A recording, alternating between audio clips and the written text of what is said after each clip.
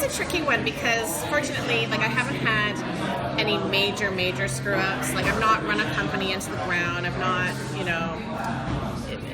I've treated people really well in general. So I've made a few like little mistakes. No, I shouldn't actually say that. I'm qualifying it.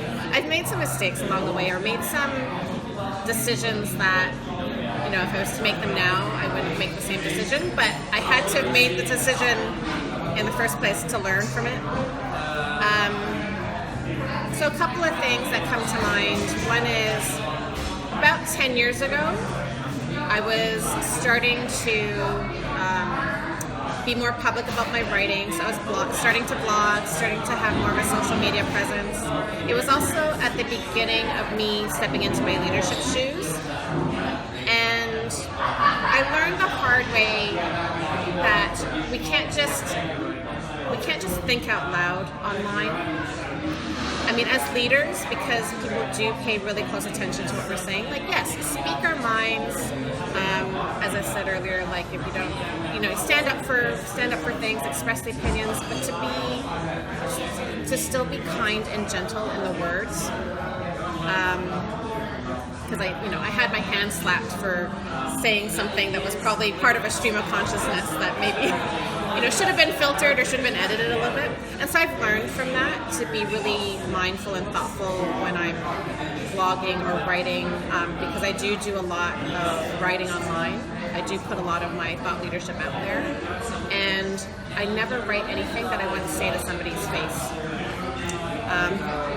which is, again, more than I can say about some people out there on Twitter. There's still an etiquette to communicating online, and so I try to write as if I'm speaking to someone in person. The other thing that isn't a screw up, but I received some advice in 2012 and I didn't follow it.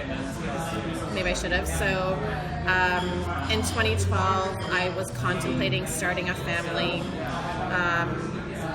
Things in my life plan hadn't quite worked out the way I had planned, and I was about to start Pique Ventures, and I thought, there's no way I could start a family, have a baby, and start a business.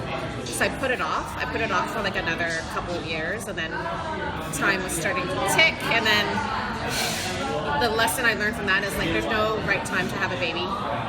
Just kind of do it. Like, even so, I had my first child in 2014 under less than ideal circumstances. I was actually in the middle of launching Pique Fund. I'd started another business with a business partner. I was writing a book. Like, it was not the right time. It's not what I imagined to be my circumstances, having a baby.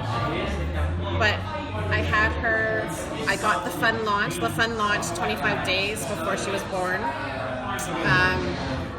Her first year, like, everything was a bit of a blur, but I learned to prioritize, and I learned to just get stuff done.